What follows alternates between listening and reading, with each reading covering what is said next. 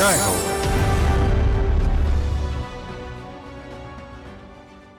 పేరులోనే కాదు, అతడి ఆశయంలో, ఆచరణలో మానవత్వం పరిమళిస్తోంది. ఢిల్లీకి చెందిన మానవ్ భాటియా సంక్షోభాన్ని అవకాశంగా మలిచారు.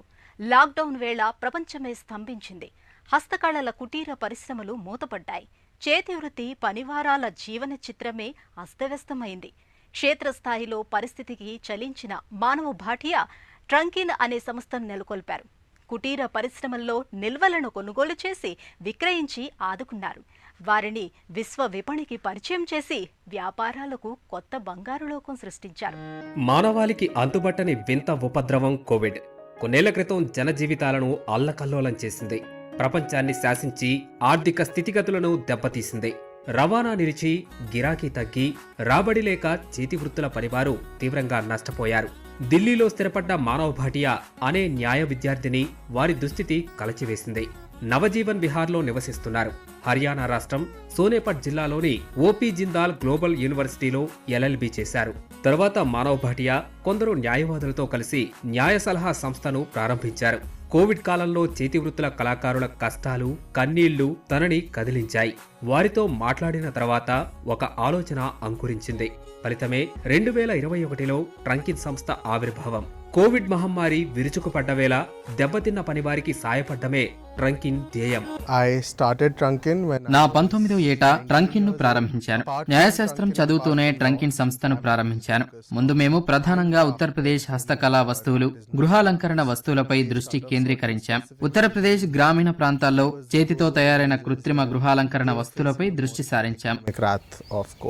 కోవిడ్ మహమ్మారి విజృంభణతో హస్తకళలకు ఏర్పడిన దయనీయ స్థితి మానవుని కదిలించింది.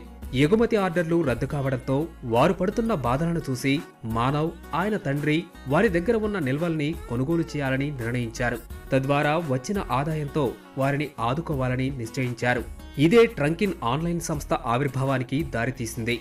హస్తకళా నిపుణుల వస్తువుల విక్రయానికి మానవ్ అమెజాన్, ఫ్లిప్కార్ట్, మీషో లాంటి ఈ-కామర్స్ వేదికలతో కలిసి పనిచేశారు. ట్రంకిన్ comes from the word trunk. Trunk పదం నుంచి ట్రంకిన్ వచ్చింది. ట్రంక్ అంటే పాత వస్తువులను భద్రపరిచే పెట్టె. సీజన్ లో ఉపయోగించని వస్తువులను ఆ సీజన్ అంతా దూరంగా ఉంచుతారు. ట్రంకు పెట్టెలో పెట్టి అటకెక్కిస్తారు. కోవిడ్-19 వేళ మేము గమనించిన భావన ఇదే. ఆ సమయంలో కృత్రిమ ఉత్పత్తులన్నీ వృధాగా పడి ఉంటాయి. అవే ఆర్థికంగా ప్రభావితం చేస్తాయి. And driving them towards economic depravity towards or in and around the onset of COVID. చేతివృత్తి పనివారి ప్రయోజనాల కోసం మానవ్ వారి దగ్గర నిల్వ ఉన్న వస్తువుల సేకరణను ఆరంభించారు.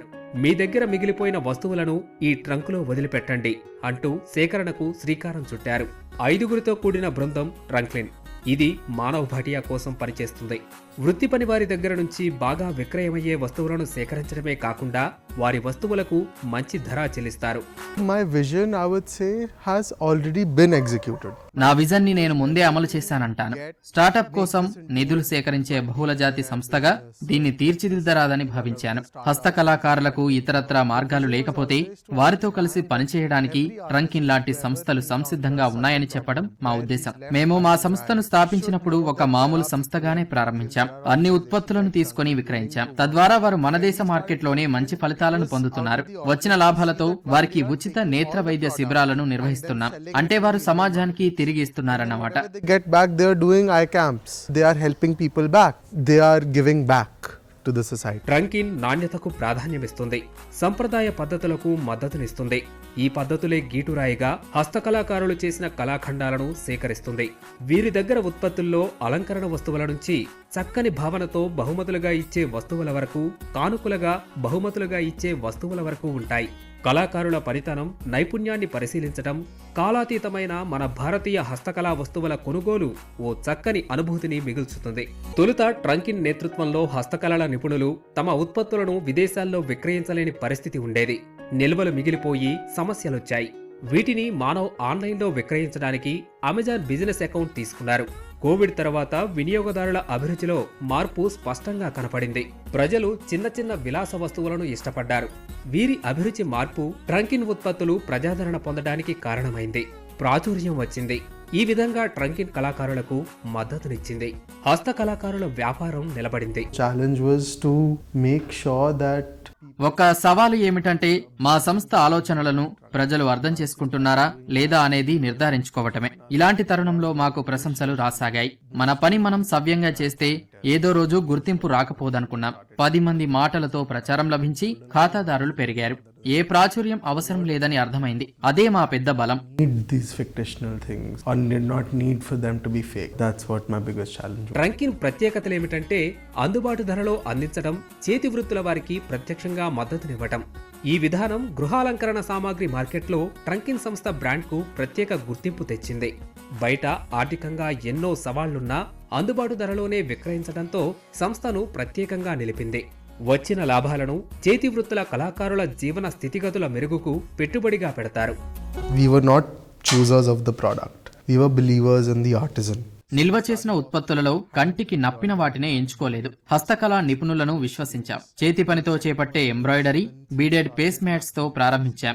2 విభాగాల నిల్వలనే పరిగణలోకి తీసుకున్నాం. వీటిలో రెండోది నాప్కిన్లు పెట్టే రింగుల తయారీకి సంబంధించింది. మా ఉత్పత్తుల వ్యూహరచనకు మెరుగులు దిద్ది ముందుకెళ్లడానికి ఓ విధానం అనుసరించాం. నిర్దిష్ట విభాగాలపై సారించాలని నిర్ణయించాం. తద్వారా మార్కెట్లో మనదైన ముద్రతో కూడిన వస్తువులు ఉంటాయని భావించాం. ఈ కామర్స్ ఆన్లైన్ వేదికలైన అమెజాన్, ఫ్లిప్కార్ట్ల సహకారంతో ముందుకు వెళ్లాం. వాటి సాంకేతిక మద్దతుతో మా వెబ్సైట్ నుంచే విక్రయాలు చేపట్టాం.